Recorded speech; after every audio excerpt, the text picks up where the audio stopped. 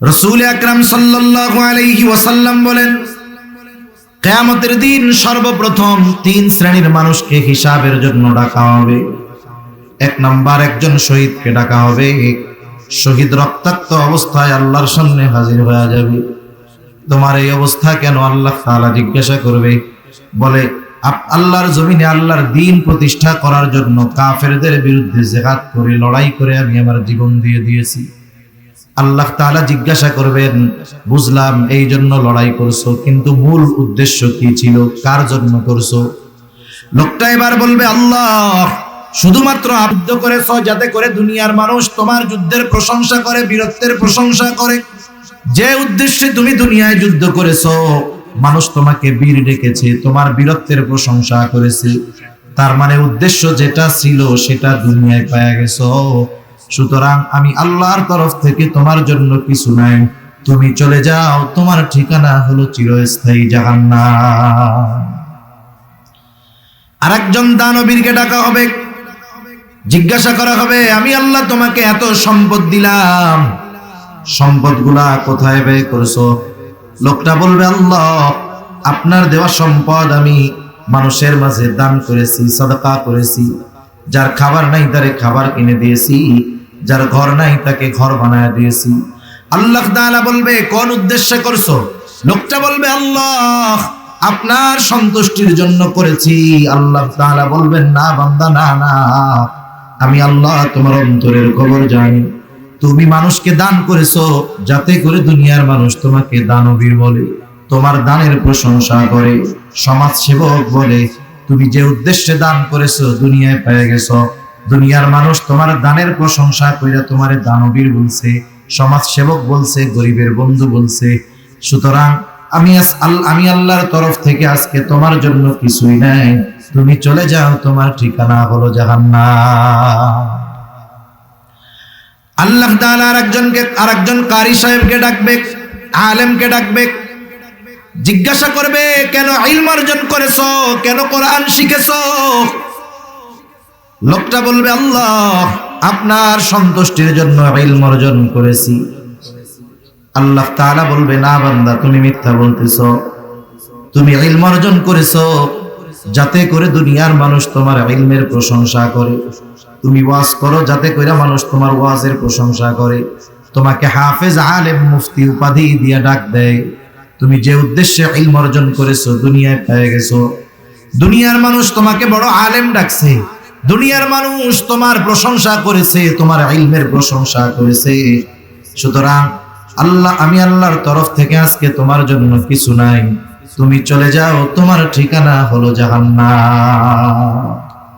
আমি যে আয়াতখানা আপনাদের খেদমতে তিলাওয়াত করেছি, আল্লাহ সুবহানাহু ওয়া তাআলা এই আয়াতের মধ্যে নারী হোক আর পুরুষ হোক, সে যদি মুমিন হয়, তার ইবাদতের প্রতিদানের কথা আল্লাহ তাআলা জানিয়ে দিয়েছেন। এই পৃথিবীতে সৃষ্টিগত, অবকাঠামোগত কিছু কিছু জায়গায় সামান্য হুকুমগত পার্থক্য নারী পুরুষের মধ্যে আছে। যেমন নারী পুরুষ শব্দগত পার্থক্য আছে না নাই? আছে। এরপরে দৈহিক গঠনের দিক দিয়ে পার্থক্য আছে না নাই? এটা আছে, স্বাভাবিক, নারী পুরুষ আলাদা। এখন শরীয়তের দৃষ্টিতে কিছু পার্থক্য আছে, যদিও পার্থক্যটা নিয়ে আমি লম্বা আলোচনা করব না, ওদিকে যাবই না। শরীয়তের ব্যাপারে নারী পুরুষের মধ্যে আরেকটা পার্থক্য হলো, শরীয়ত ওয়ারিসি সম্পদ বন্টনের ক্ষেত্রে পুরুষকে যা দিয়েছে নারীকে তার অর্ধেক দিয়েছে। একজন নারীর দ্বিগুণ পাবে পুরুষ। এক্ষেত্রে যদিও দৃশ্যমান মনে হয় যে নারীকে ইসলাম কম দিয়েছে, নাউজুবিল্লাহ, এটা কখনোই নয়। আপনাদের একটা কথা বললেই বুঝতে পারবেন। একজনের মাসে বেতন হলো 50,000 টাকা। কত হাজার? অনেক টাকা বেতন না? 50,000। আর একজনের বেতন হইল 20,000। কত কম? অর্ধেকেরও কম। কিন্তু 50,000 টাকা যিনি বেতন পান, উনি চট্টগ্রাম শহরে বাসা ভাড়া দিয়ে থাকা লাগে, তার বাসা ভাড়াই চলে যায় 15,000 টাকা। এই লোকটার মা বাবা আছে, সাথে তার সন্তান আছে 2-3 জন। এই সব কিছু মিলাইয়া মাস শেষে তার 50,000 টাকার কিছুই থাকে না। আর একজন পায় 20,000 বা 25,000 বা 30,000 টাকা, কিন্তু তারা পরিবারে মাত্র 2 জন। এদের কোনো অসুবিধা নাই, বাচ্চা কাচ্চা নাই, মা বাবা নাই, এক্সট্রা কোনো খরচ নাই, আবার বাসা ভাড়াও নাই। এখন বলেন তো, মাস শেষে এর খরচ হয় 10,000 15,000 টাকা, এর ডানে থাকে আরো 15,000 টাকা। যদিও দেখা যায় ওই ব্যক্তি 50,000 পেয়েছে, কিন্তু তার খরচ 50,000 টাকা আছে, কিন্তু এই ব্যক্তি দেখা যাচ্ছে পাচ্ছে 25,000 30,000, কিন্তু তার খরচ আছে 10,000। বলেন তো মাস শেষে বেশি আছে কার? একটু বলেন না, যে 30,000 পায় তার। একটু চিন্তা করেন, এই দুনিয়ায় আল্লাহ তাআলা নারীদেরকে কোনো খরচ দেন নাই। নারী যখন বাবার ঘরে থাকে, একেবারে বিবাহের আগ পর্যন্ত 1 টাকার কোনো জিনিস লাগলে ওইটাও বাপ কিনে দিতে বাধ্য। পুরুষের ক্ষেত্রে একটা ছেলে যখন বালেগ হয়ে যায়, প্রাপ্তবয়স্ক হয়ে যায়, শরীয়তে আহাদ্দুল বুলুগ, বালেগ হওয়ার সর্বশেষ সময়সীমা 15 বছর। কত বছর? 15 বছর। আবার ইংরেজি হিসাবে না, আরবি হিসাবে। সেই হিসাবে হয় 14.5 বছর। ইংরেজি হিসাবে 14.5 বছর বয়সে একটা ছেলে বালেগ হয়ে যায়, এটা হলো শেষ সীমা, এর আগেও হইতে পারে। এখন একটা ছেলে, পুরুষ ছেলে বালেগ হওয়ার পরে বাবা যদি ওই প্রাপ্তবয়স্ক সন্তানকে খরচ দিয়ে লেখাপড়া করায়, এটা বাবার সন্তানের প্রতি এক্সট্রা ইহসান। বাপ তখন দিতে বাধ্য না। যদি বালেগ হওয়ার পরে সন্তানের খরচ বাবা বহন করে, বাবা বাধ্য না। এক্ষেত্রে বাবা যদি তার উপরে করে, এটা তার প্রতি এক্সট্রা দয়া, এক্সট্রা মায়া, এক্সট্রা ইহসান। কিন্তু একটা মেয়ে বালেগা হয়ে যাক, 30 বছর হয়ে গেছে, বিবাহ হয় না, শরীয়ত বলে ওই বাবা যতদিন মেয়ের বিবাহ না হবে ততদিন পর্যন্ত মেয়ের খরচ চালাইতে বাবা বাধ্য। তাহলে ছেলের ক্ষেত্রে খরচ চালাইতে বাধ্য সর্বোচ্চ 14.5 বছর, আর মেয়ের ক্ষেত্রে বিবাহ হওয়ার আগ পর্যন্ত খরচ চালাইতে বাবা বাধ্য। এখন আমাকে বলেন, বিবাহের আগে এই মেয়েটা পুরুষের চাইতে ফ্যাসিলিটি বেশি পায় না কম পায়? নিঃসন্দেহে বেশি পায়। এরপরে বিবাহ হয়ে গেল মেয়েটার। বিবাহের পরে যখন শ্বশুর বাড়িতে গেল, স্বামীর ঘরে গেল, স্বামী তো ওই কথার স্বীকৃতি দিয়েই তাকে বিবাহ করে, যে তার দৈনন্দিন যেই খরচপাতি দিনের উপরে পরিচালনা করা, তার বাসস্থান, সব কিছুর জিম্মাদারি নিয়েই তো সে এই বিবাহে মত প্রকাশ করে, কবুল বলে। ঠিক কিনা বলেন? তার মানে সব খরচ হয়ে গেল, তার স্বামীর কাঁধে পড়ে গেছে। এরপরে স্বামীর বাড়ি থেকে যখন বাবা তারে নিয়ে আসে, ভাই তাকে তাদের বাড়িতে আনে, কোনো সময় বোনদের খরচ দেওয়া লাগে না। ভাই যদি অ্যাবিলিটি সম্পন্ন হয়, ভাই খরচ দেয়, নাইলে স্বামী দেয়, নাইলে বাবা দেয়। ঠিক কিনা বলেন? তার কোনো খরচ নাই। এখন আসেন, আল্লাহ তারে সন্তান দিছে, স্বামী দুনিয়া থেকে চলে গেছে। হায় হায়, আল্লাহ তাআলা এই জায়গায় সন্তানের উপরে আরো কঠোর আরোপ করেছে যে খবরদার, মা বাবারে তো দিবাই দিবা, বরং মা বাবার যদি এক্সট্রা কিছুর প্রয়োজন হয় তাও তুমি সন্তান দিতে বাধ্য। তাহলে সে যখন মেয়ে, তখন তার খরচ চালায় বাপ, সে যখন স্ত্রী, তার খরচ চালায় স্বামী, সে যখন মা, স্বামী দুনিয়ায় নাই, ওই মহিলার সব খরচ চালাইতে বাধ্য তার সন্তান। এদিক দিয়ে এখন একটা বেটার অবস্থা দিয়ে চিন্তা করেন, পুরুষ এবার কিছুদিন পরে চাকরি বাকরি করে ঢুকবে। কত আছে চট্টগ্রামের মানুষ, চিটাগাঙের অনেক যুবকরা ফোন দেয়, হুজুর আপনার একটু বিবাহ শাদীর ওয়াজ করেন। কেন রে? কয় কামাই করতে করতে সব শেষ, সবাইরে সবকিছু দিলাম, এখন আমার বিবাহ করার টাকা পয়সা নেই। কেন, কি হয়েছে?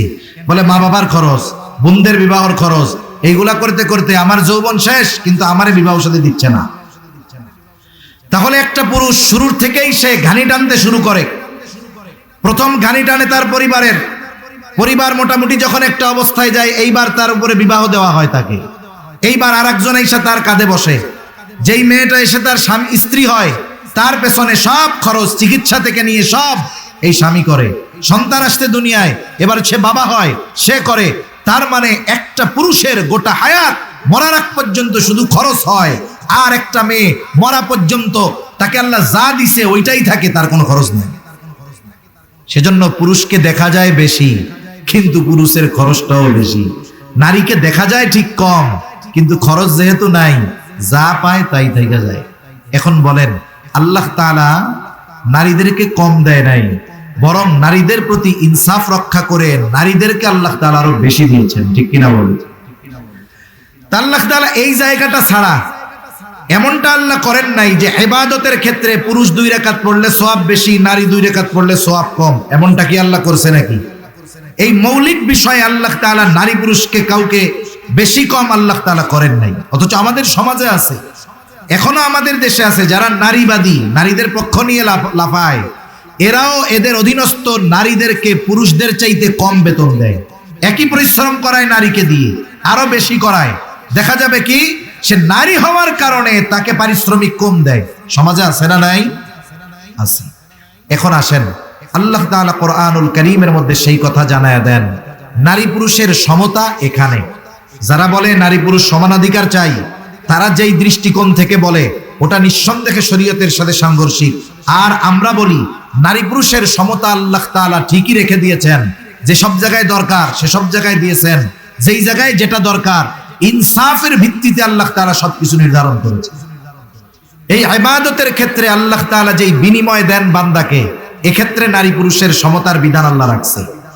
বুঝেন নাই? কারণ আমি নামাজ পড়লে যেই সওয়াব হবে নারী পড়লেও সেই সওয়াব হবে, এমনটা নয় যে নারীর জন্য নারী হওয়ার কারণে আল্লাহ সওয়াব কমাই দিবেন, এমনটা আছে? এই কথাই আল্লাহ তাআলা বলেন, মান আমিলা সালিহাম মিন যাকারিন আও উনসা ওয়া হুয়া মুমিন ফালানুহয়িয়ান্নাহু হায়াতান তাইয়্যিবা ওয়া লানাজজিয়ান্নাহুম আজরাহুম বিআহসানি মা কানু ইয়ামালুন। আল্লাহ রাব্বুল আলামিন বলেন, মান আমিলা সালিহাম মিন যাকারিন আও উনসা ওয়া হুয়া মুমিন, যে নেক আমল করে, আমলে সালেহ করে, ঈমান অবস্থায় হোক, নারী অথবা পুরুষ, নারী হোক আর পুরুষ হোক, যে ঈমান অবস্থায় আমলে সালেহ করে, আল্লাহ রাব্বুল আলামিন বলেন ওই ঈমানদার নারী পুরুষের জন্য আল্লাহ তাআলা দুই ধরনের পুরস্কার রেখেছেন। আল্লাহ তাআলা বলেন এক ধরনের পুরস্কার দেওয়া হবে দুনিয়ায়, ফালানুহয়িয়ান্নাহু হায়াতান তাইয়্যিবা। এক নাম্বার আল্লাহ তাআলা বলেন তাকে দুনিয়ায় পবিত্র জিন্দেগি দেওয়া হবে, পবিত্র হায়াত তাকে দেওয়া হবে। আর দুই নাম্বার পুরস্কার, দ্বিতীয় ধরনের পুরস্কার আল্লাহ তাআলা বলেন, ওয়ালা নাজজিয়ান্নাহুম আজরাহুম বিআহসানি মা কানু ইয়ামালুন। দ্বিতীয় ধরনের পুরস্কার তাকে দেওয়া হবে আখিরাতে। কি দেওয়া হবে? বলে দুনিয়ায় সে যা করছে তার চাইতে বহুগুণ বেশি প্রতিদান তাকে আখিরাতে দেওয়া হবে। তাহলে মুমিন মুমিনাত সে যদি আল্লাহ তাআলার সন্তুষ্টির জন্য ইবাদত করে তথা আমলে সালেহ করে, তাহলে দুই ধরনের পুরস্কার। প্রথম বিষয় হলো ঈমান তো থাকতে হবে, এটা মাস্ট বি। ঈমানবিহীন আল্লাহ তাআলার কাছে কোনো প্রকারের ইবাদত গ্রহণযোগ্য হবে না। যে কোনো ইবাদত আল্লাহ তাআলার কাছে কবুল করাতে হলে ঈমান লাগবেই লাগবে, এটার বিকল্প কোনো কিছু নাই। দুই নাম্বার আল্লাহ তাআলা শুধু আমল বলেন নাই, বলেছেন আমলে সালেহ। শুধু আমল আর আমলে সালেহ এই দুইটার মধ্যে অবশ্যই পার্থক্য আছে। একটা মানুষ করলেই সেটা কাজ হয়, আমল হয়, কিন্তু যখন ওই কাজটা আল্লাহ তাআলার কাছে কবুল হয় তখন ওই কাজটা তথা ওই আমলটা আমলে সালেহ হয়। একজন নামাজ পড়ছে, সাউন্ড একটু বাড়াও। একজন নামাজ পড়ছে, নামাজ পড়াটা আমল। এখন ওর আমলটা আমলে সালেহ কখন হবে? যখন ওই নামাজটা আল্লাহর কাছে কবুল হবে। এখন কার আমল আমলে সালেহ হবে? অনেকগুলো শর্ত কোরআন হাদিসের আলোকে বুজুর্গানে দিন বলেন। আমি কয়েকটা শর্তের কথা আপনাদের খেদমতে বলবো। এই শর্তগুলো ঠিক রেখে যদি আমরা আমল করি, ওই আমল যদি ছোট হয় ওই আমলটা আল্লাহর কাছে আশা করা যায় কবুল হবে, এবং ওই আমলটা আমলে সালেহ হবে ইনশাআল্লাহ।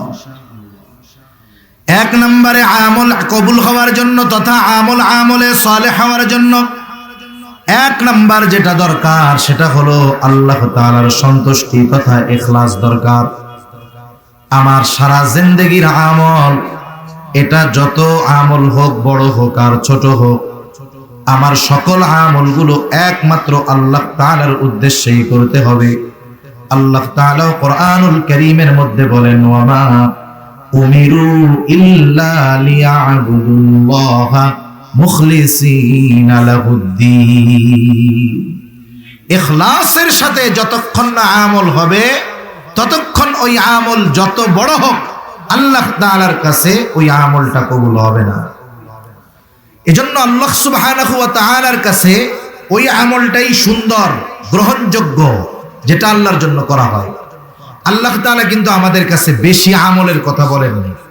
আল্লাহ তাআলা কোরআনুল কারীমের মধ্যে সুন্দর আমলের কথা বলছে। সুন্দর আল্লাহ তাআলা সূরা মুলকের মধ্যে বলেন, আল্লাযী খালাকাল মাউতা ওয়াল হায়াতা লিয়াবলুয়াকুম আইয়ুকুম আহসানু আমালা। আল্লাহ তাআলা বলেন, তিনি আল্লাহ কে বলে আল্লাযী খালাকাল মাউতা ওয়াল হায়া, যে মৃত্যু এবং জীবন সৃষ্টি করেছেন। কেন?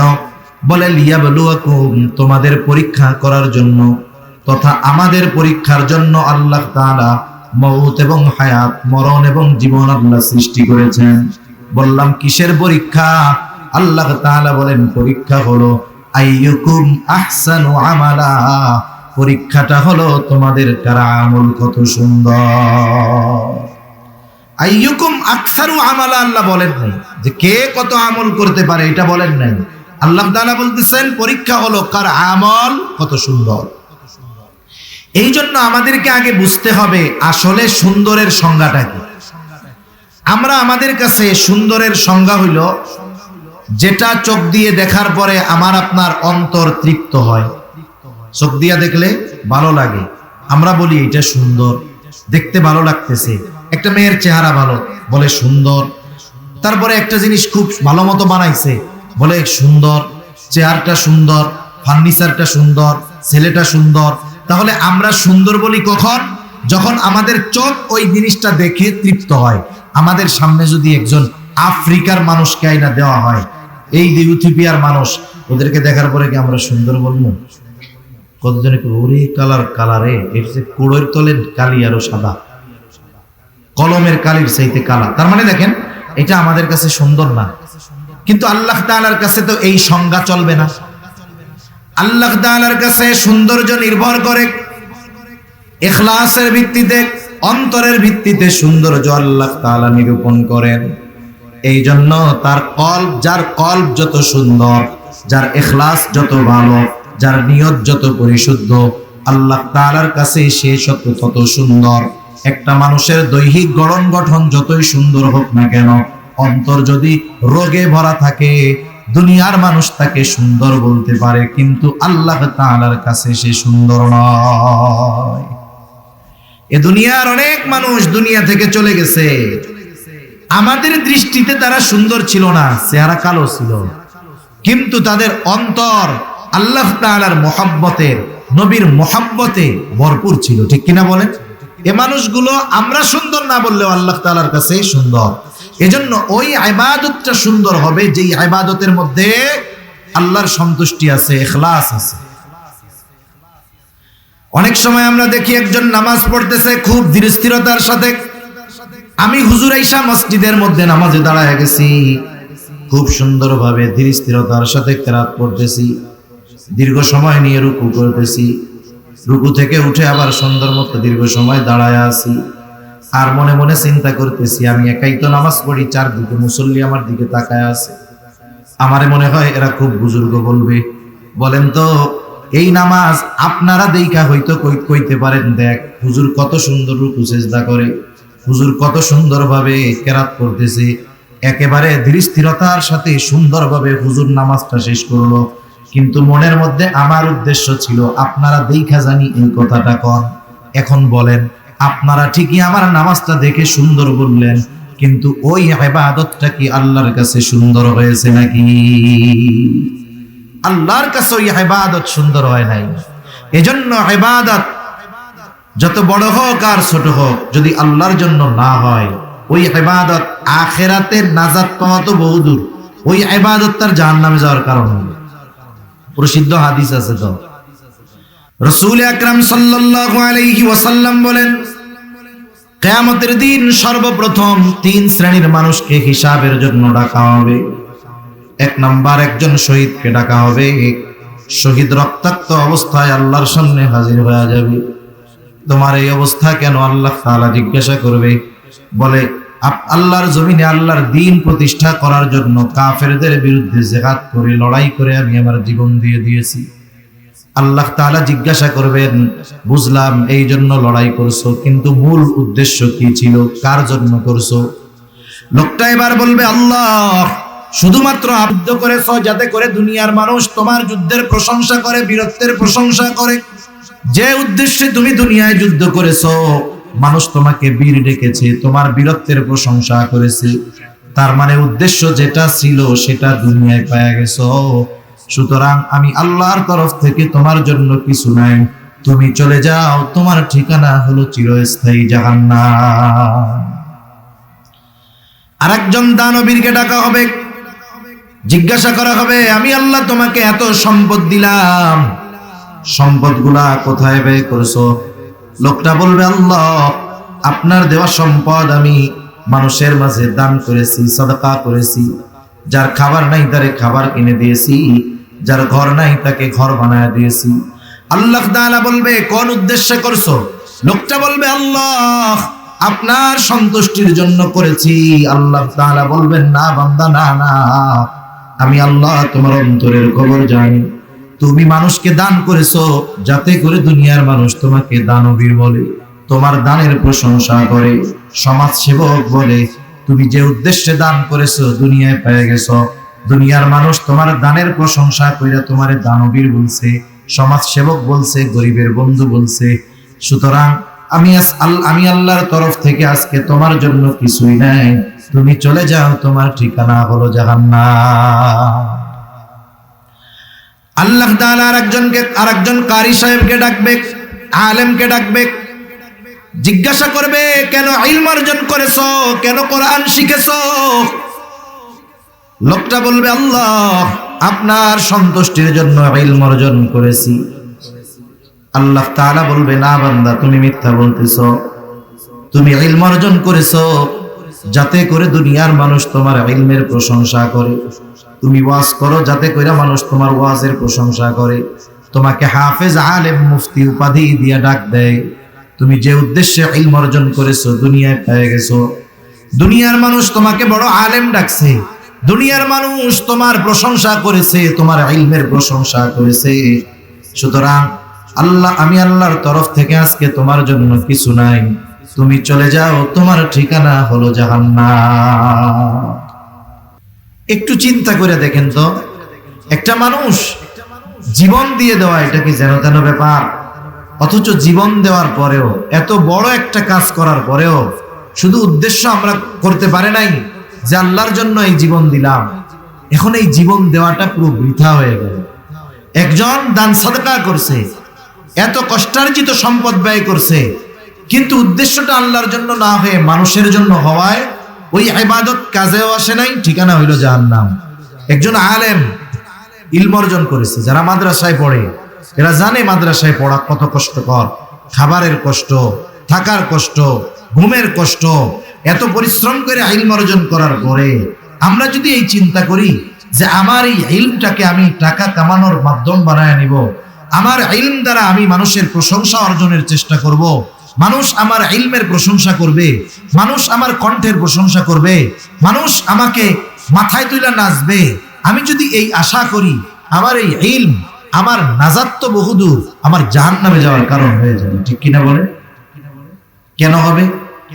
কারণ কি? একজন ইবাদত করে নাই, ও ইবাদত না করার কারণে শাস্তি পাবে, নাইলে আল্লাহ তাআলা যদি চায় ওরে মাফ করে দিবে যদি শিরিক না করে। কিন্তু একজন ব্যক্তি ইবাদত কইরাও কেন শাস্তি পাবে? বলেন তো, ইবাদতের একমাত্র হকদার কে? একটু জোরে বলেন না, কে? আল্লাহর হক ইবাদত করা। হাদিসের মধ্যে আসছে আল্লাহ তাআলার হক হইল কি? তার ইবাদত করা, তার সাথে কারো শরীক না করা। কেউ যদি শিরক করে তাহলে সবচাইতে বড় হক সে আল্লাহর নষ্ট করে। এখন কেউ যদি ইবাদতটা আল্লাহকে বাদ দিয়ে অন্য কাউকে সন্তুষ্ট করার জন্য করে, এটাও সে শিরক করে। সে কি করে বলেন না? হক ছিল কার? আল্লাহর সন্তুষ্টির জন্য করা, ইবাদত করলো পাবলিকের সন্তুষ্টি লেগে। তাহলে দেখেন তো, এখানে কি আল্লাহ তাআলার সাথে শিরিক হলো কি হলো না? মাখলুককে ইবাদতের ক্ষেত্রে আল্লাহর সমকক্ষ দাঁড় করায় দেওয়ার মতো হয়ে গেল। এখন কি হবে? শিরিক যুক্ত আমল, এটা কি কবুল হবে? তাহলে প্রথমে আমল বাদ, প্রথমে কি বাদ? আমল বাদ। দ্বিতীয়ত আমলের হক ছিল কার? কিন্তু করছে মানুষের দেখানোর লাগা, অপরাধ হয়েছে না, এই জন্য এখন শাস্তি হবে। একজন আমল না কইরা মাপ পাইয়া যাইতে পারে, আর একজন আমল করে ধরা খেয়ে যেতে পারে, যদি শুধু তার ওই আমল, তার ইবাদতের মধ্যে ইখলাস তথা আল্লাহর সন্তুষ্টি যদি না থাকে। সেজন্য আমার আপনার গোটা হায়াতের ছোট বড় সব ইবাদত একমাত্র কার জন্য করব? জবান খুলে বলেন, আরো জোরে বলেন, কার জন্য? আমার নামাজ, আমার রোজা, আমার হজ, আমার যাকাত, আমার কুরবানি, আমার দান সাদাকা সব আল্লাহ তাআলার জন্য করতে হবে। আমাদের অঞ্চলে কিছু মানুষ এমনও আছে, একজনের ডাকে হাজি আর একজনের ডাকে আলহাজ। এখন এর ব্যাখ্যা কি আমার জানা নেই। ইমাম সাহেব জিজ্ঞাসা করে, হুজুর ওনারে আলহাজ কয়, আমি হজ করছি, উনিও করছি, ওনারে আলহাজ কয়, আমারে হাজি কয় কেন? আলহাজ কইলে একটা ভাল লাগে, বুঝেন নাই? আলহাজ শব্দেরও তো একটা ভাবসাব আছে। এখন হুজুরে কি উত্তর দিবে? কয় শুনেন, উনি 3-4 বার করছে তো এই জন্য মনে হয় উনি আলহাজ। এখন উনিও কয় আমার আল্লাহ টাকা পয়সা কম দিছে, আমিও আরো 3-4 বার করে আলহাজ হয়ে যাবো। আমি কই তুমি আলহাজ হওয়ার জন্য যদি 100 বারও হজ করো, তোমার হজ কবুল হবে না, ঠিক কিনা বলেন? ওই হজ দিয়ে তুমি আলহাজ হইতে পারবা, কিন্তু আল্লাহর রাসূল সাল্লাল্লাহু আলাইহি ওয়াসাল্লাম হাদিসের মধ্যে হজের যেই ফজিলতের কথা বর্ণনা করেছেন, যে হজ করলো সে যেন কেমন যেন সদ্য ভূমিষ্ঠ নিষ্পাপ শিশুর মতো হয়ে গেল, ওই ফজিলত তো অর্জিত জীবনেও হবে না, বরং আলহাজ হওয়ার জন্য হজ করলে কিয়ামতে ওই হজ তার জাহান্নামে যাওয়ার কারণ হতে পারে, ঠিক কিনা বলেন? এজন্য আমরা ছোট বড় সব ইবাদত আল্লাহর জন্য করব। একজন বড় ইবাদত করতেছে, দেখেন অনেক সময় সমাজে আছে, অনেক জায়গায় দান করবে, একজনকে আমি 50,000 টাকা দিব, সে তো মানুষের সামনে খুব গর্বের সহকারে বলে, গর্বের সাথে বলে, আর একজন দিবে 50 টাকা। এখন 50,000-এর পরে আর একজন 50 টাকা বলতে লজ্জা পায়, লজ্জা লাগে না? কিন্তু দেখা যাবে যে 50 টাকা দিচ্ছে ও আল্লাহর জন্য দিচ্ছে, আর একজন 50,000 টাকা মানুষের বাহবা পাওয়ার জন্য দিচ্ছে। ও বেটা যদি 50 লাখও দিত, ওই বেটার 50 টাকা নয়, ওই ইখলাসওয়ালা লোকের 50 পয়সার সমান হবে না, ঠিক কিনা বলেন? এজন্য অনেক সময় আমরা মনে করি যে ছোট ইবাদত এগুলো কোনো ব্যাপার না, কিন্তু ছোট ইবাদত বড় বিপদ থেকে কারণ বাঁচার কারণ হতে পারে।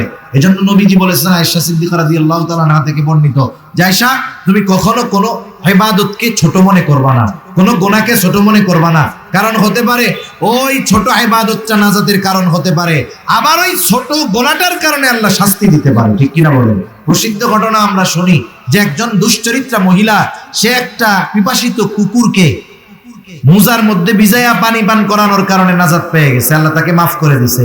আরেকজন একটা বিড়ালকে বেঁধে রাখছে, খাবারও দেয় নাই, ছাড়েও নাই, এখন বিড়ালটা মারা গেছে।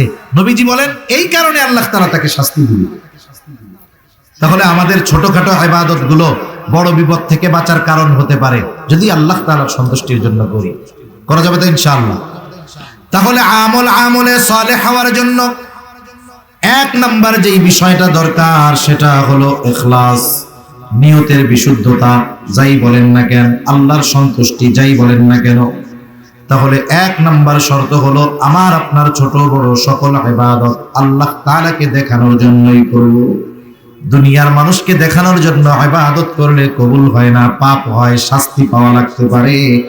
আর আল্লাহকে দেখানোর জন্য ইবাদত করলে ওই ইবাদত দ্বারা আখিরাতে নাজাত পাওয়ার কারণ হয়ে যেতে পারে। একই জিনিস, মানুষরে দেখাইলে পাপ, আল্লাহরে দেখানোর জন্য করলে সওয়াব। 2 নাম্বার, পৃথিবীতে এমন কোন ইবাদত নাই যেই ইবাদতের সুন্নাত পদ্ধতি নাই, রাসূলের তরিকা লাগবে। 2 নাম্বার, 1 নম্বরে ইখলাস, 2 নম্বর রাসূল সাল্লাল্লাহু আলাইহি ওয়াসাল্লামের পদ্ধতি। দুনিয়ায় কোনো ইবাদত নাই যেই ইবাদত রাসূলের তরিকায় করার পদ্ধতিও নাই, আছে এরকম? নাই। সব ইবাদতের মধ্যে রাসূল সাল্লাল্লাহু আলাইহি ওয়াসাল্লামের পদ্ধতি আছে।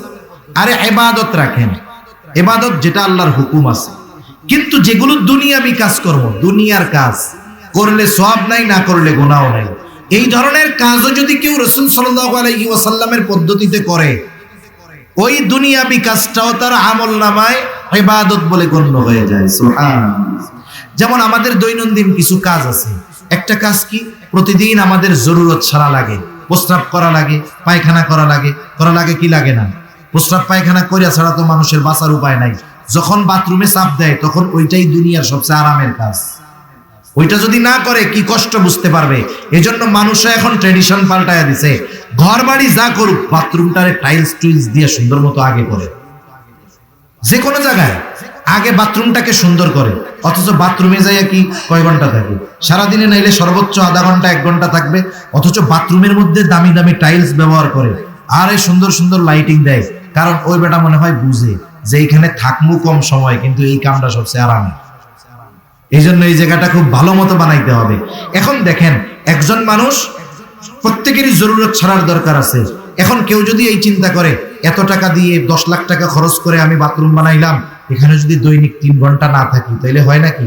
এই কাজ কি কেউ করে নাকি? বাথরুম যত হাই কোয়ালিটির হোক, কাজ শেষ তো ওই জায়গায় আর 5 সেকেন্ডও দাঁড়াইতে মন চায় না। কেউ যদি লক্ষ টাকা খরচ করে বাথরুম করে, সারা জীবনেও যদি একবার ওই জায়গায় জরুরত না সারে, কিয়ামতের দিন তারে জিজ্ঞাসা করা হবে না। আবার কেউ যদি বাথরুম করতে গিয়ে সময় বেশি লাগায়, এই কারণে তার সওয়াবও হবে না। তবে বাথরুম করতে গিয়ে যদি নবীজির পদ্ধতি অনুসরণ করে, মনে করেন ঘুম থেকে সকালবেলায় উঠছে, আজান শুনছে, ঘুম ভাঙছে, ফজরের নামাজে আসবে, এখন চিন্তা করতেছে যে আমি কি শুধু প্রস্রাব করেই চলে যাব না ওযু করেই নামাজে যাব, নামাজের সময় তো আছে। তাহলে যদি নামাজের মধ্যে প্রস্রাব পায়খানার বেগে চাপ দেয়, তাইলে নামাজের মধ্যে ইতমিনান যতটুক এটুক থাকা অসম্ভব। কারণ তখন মুড়ামুড়ি শুরু করবে। ইমাম সাহেব যদি ইন্না আতাইনা কাল কাউসারও পড়ে, তখন মনে হবে যে ইয়া বড় সূরা পড়তেছে। তাইলে আমি জরুরতটা সারি কেন? যেন নামাজটা আমি খুব প্রশান্তির সাথে পড়তে পারি। এই উদ্দেশ্য কইরা এবার উনি মাথার মধ্যে টুপি দিছে বা গামছা দিছে, কারণ মাথা ঢেকে রেখে বাথরুমে যাইতে হয়, টুপি হোক আর গামছা হোক। উনি এবার মাথাটা ঢাকছে, বাথরুমে ঢুকতেছে, এমনিই জরুরত ছাড়ত, কিন্তু নিয়তটা সাথে কি করছে যে আমি যেন নামাজটা ঠিক মতো পড়তে পারি, নামাজটা পড়ে যেন প্রশান্তি পাই, ওই সময় যেন আমার কষ্ট না হয়, নামাজটা সুন্দর করণার্থে সে বাথরুমে ঢোকা শুরু করছে। এবার গেছে সামনে, ঢোকার আগে দোয়া পড়ছে, মাথা ঢাকছে। আমি মোটা মোটা সুন্নত গুলা বলতেছি আর কি। এরপরে ঢোকার আগে দোয়া পড়ছে। অনেকে জানে না, অনেকের জিজ্ঞাসা করছি দোয়া পড়েন কোন সময়, বাথরুমের মধ্যে ঢুইকা এরপরে দোয়া পড়ে। না না, বাথরুমে ঢোকার আগে দোয়া পড়তে হবে। এবার সে বাথরুমে ঢোকার দোয়া পড়ছে, ঢোকার সময় বাম পা দিয়া ঢুকছে। এইবার বাথরুমের মধ্যে বসছে, বসে সুন্দর মতো বাথরুম জরুরত সারছে, ঢিলাকুলুক ব্যবহার করছে, পানি দিয়ে পরিষ্কার পরিচ্ছন্ন হয়েছে, ভেতরে যদি ওযুর ব্যবস্থা থেকে করছে, নাইলে বের হয়ে গেছে। বের হইছে কেমনে? বের হওয়ার সময় ডান পা দিয়ে বের হইছে, বের হওয়ার পরে দোয়া পড়ছে। এই জায়গায় 7-8টা সুন্নাত আছে। অথচ দেখেন, এই কাজটা সাধারণভাবে করলে কোনো সওয়াব হইতো না, কিছুই হইতো না, গুনাহ হইতো না, কিন্তু শুধুমাত্র নিয়ত করেছে ইবাদতের সুবিধার্থে, নবীজির তরিকায় আমি এই কাজটা করলাম, দেখা যাবে কমপক্ষে 10-12টা সুন্নাত ওইটুকু কাজের মধ্যে সে করে ফেলছে। সুবহানাল্লাহ বলে। এই যে সুন্নাত পদ্ধতিতে দুনিয়ার কাজটা করলো, সওয়াব হইছে না গুনাহ হইছে? এটা ইবাদত বলে যোগ হয়ে যাবে। খানা খাই, প্রত্যেকদিন খানা খাই, স্বাভাবিক ব্যাপার। পানি পান করি, স্বাভাবিক ব্যাপার। আমি পানিটা ডান হাতে পান করব, বসে পান করব, 3 ডোকে নয়, 3 শ্বাসে পানি পান করব। অনেকে মনে করে পানি মনে হয় 3 ডোক, 1 ডোক নিলাম, 2 ডোক নিলাম। না না, 3 শ্বাস।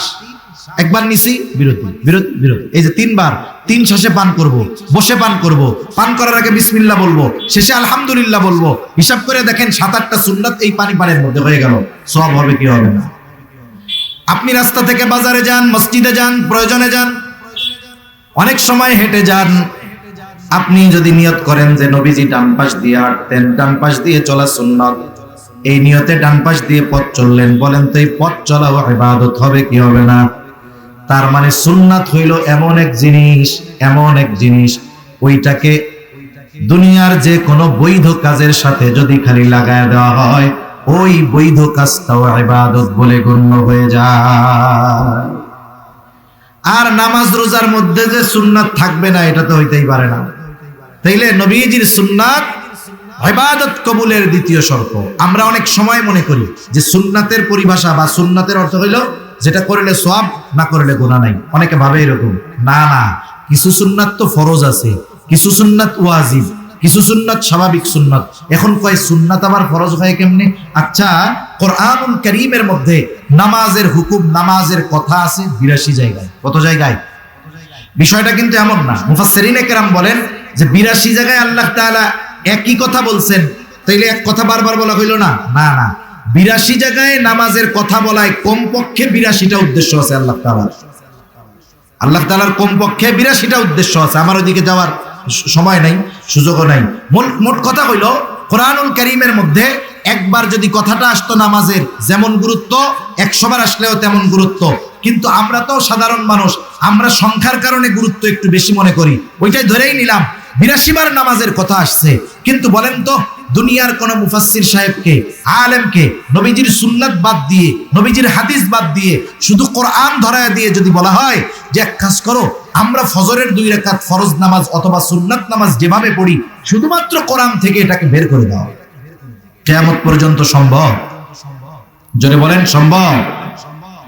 তাহলে কোরআনে আল্লাহ তাআলা নামাজের আদেশ দিয়েছেন কোরআনে। এখন কেমনে নামাজ পড়বো, কোন পদ্ধতিতে পড়বো? নবীজি বলেন টেনশনের কোনো কারণ নাই। সল্লু কামা রাআইতুমুনি উসাল্লি।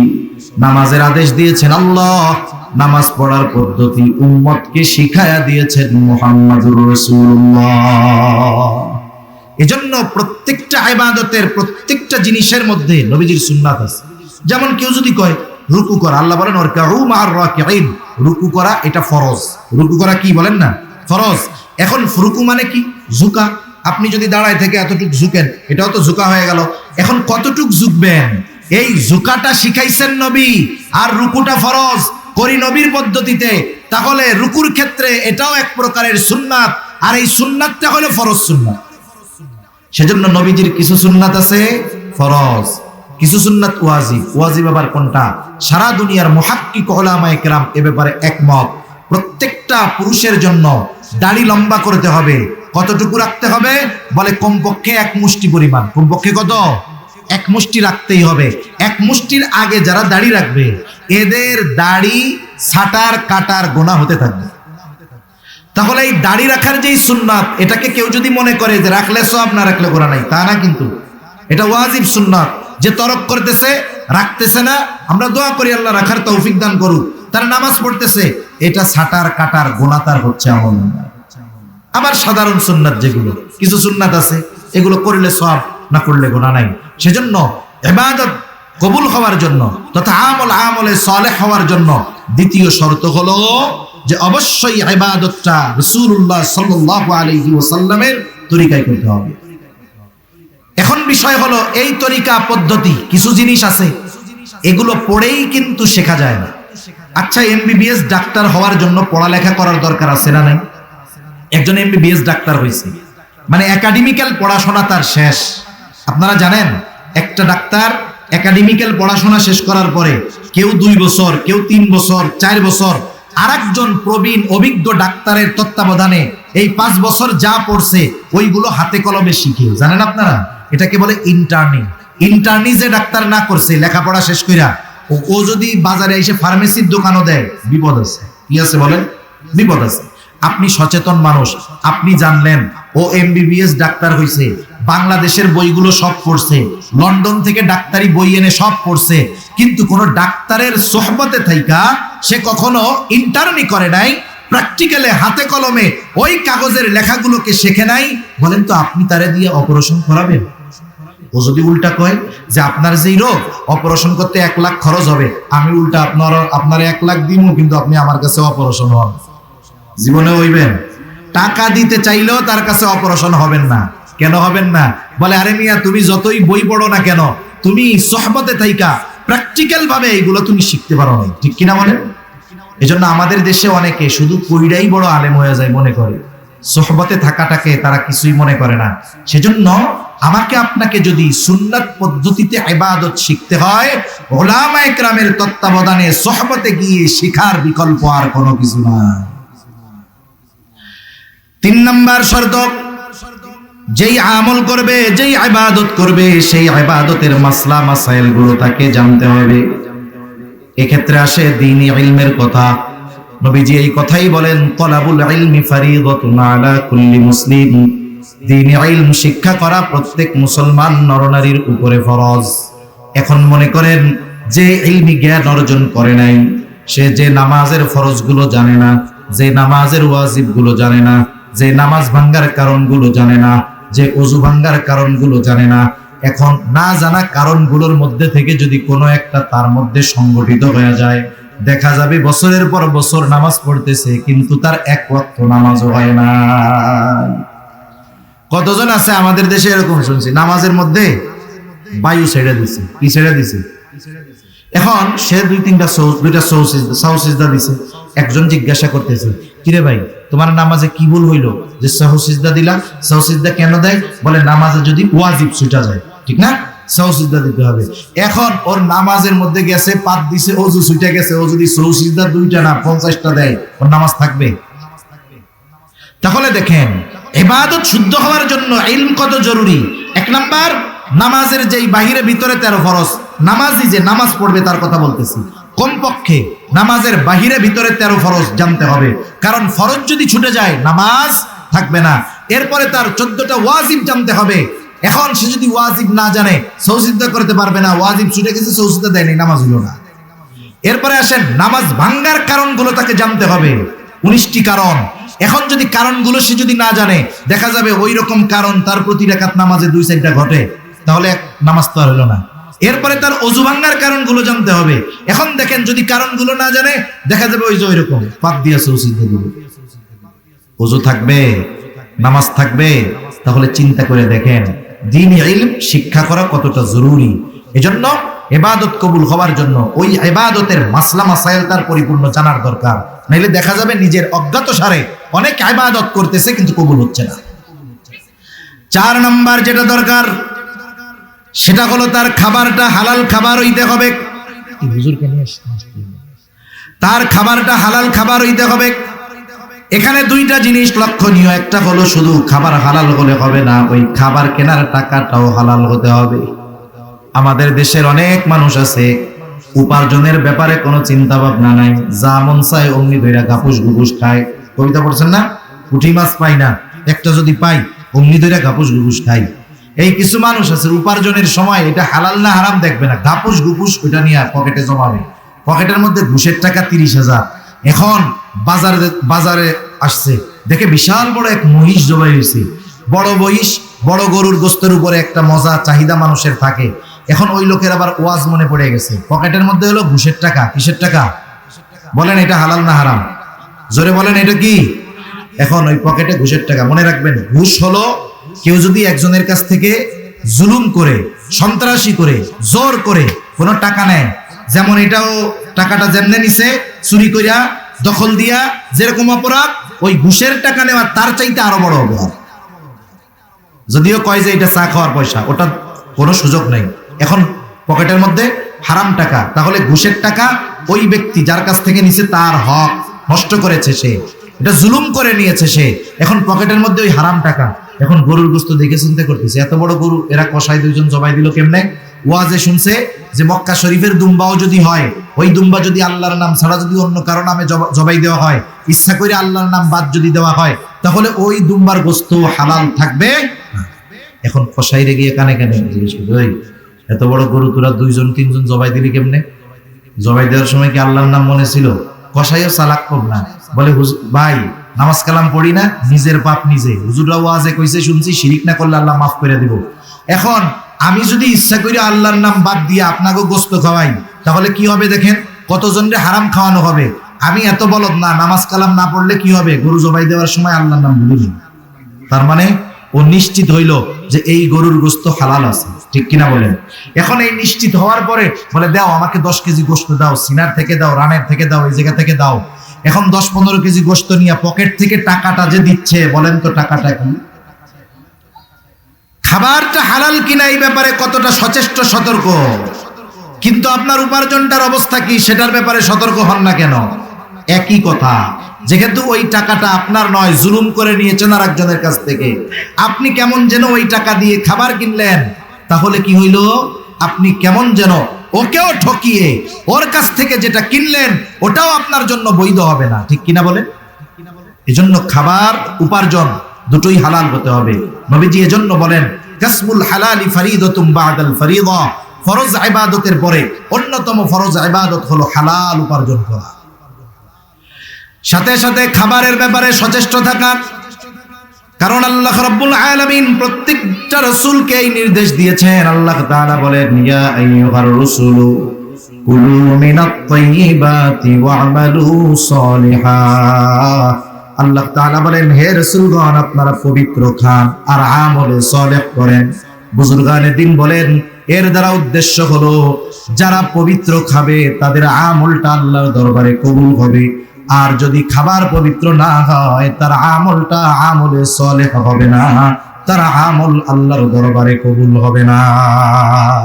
এজন্য আমলের সিজন আসতেছে, রমজান মাস, আমরা আগের থেকে প্রস্তুতি নিব। এগুলো পরিশুদ্ধ করে যদি ইবাদত করি, অল্প যদি হয়, আল্লাহ তাআলা আমাদেরকে ওই ইবাদতের বিনিময় দিবেন দুই ধরনের। কয় ধরনের বলেন? একটু জোরে বলেন, কয় ধরনের? একটা হলো দুনিয়ায়। দুনিয়ায় কি দিবেন? বলে হায়াতান তাইয়্যিবা দিব। হায়াতান তাইয়্যিবার ব্যাখ্যা অনেক, সব মুফাসসিরিন ইকরাম, সাহাবা ইকরাম, তাবেঈন, তাবে তাবেঈনের ব্যাখ্যাকে যদি একত্রিত করা হয় কয়েকটা শব্দের সমন্বয়ে সুখময়, শান্তিময়, আনন্দময়, স্বাচ্ছন্দ্যময় এমন এক জীবন, যেই জীবনে সে ইবাদতের মজাও পাবে। বুঝেন নাই?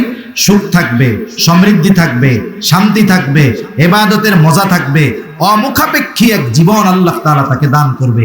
এটা হলো হায়াতান তাইয়্যিবা।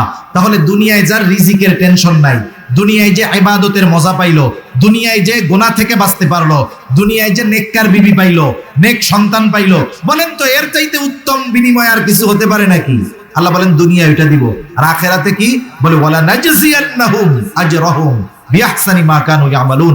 অবশ্যই অবশ্যই তারা যা করছে তার চাইতে বহুগুণ বাড়িয়ে আল্লাহ তাআলা প্রতিদান দিবে। আল্লাহ সুবহানাহু ওয়া তাআলা আমাদের সবাইকে এই শর্তগুলোকে ঠিক রেখে শুধুমাত্র আল্লাহ তাআলার সন্তুষ্টির জন্য রাসূলের তরিকায় আমাদের সব ছোট বড় ইবাদতগুলো করার তৌফিক আল্লাহ দান করেন। সকলে বলি আমিন। ওয়া আখিরু দাওয়ানা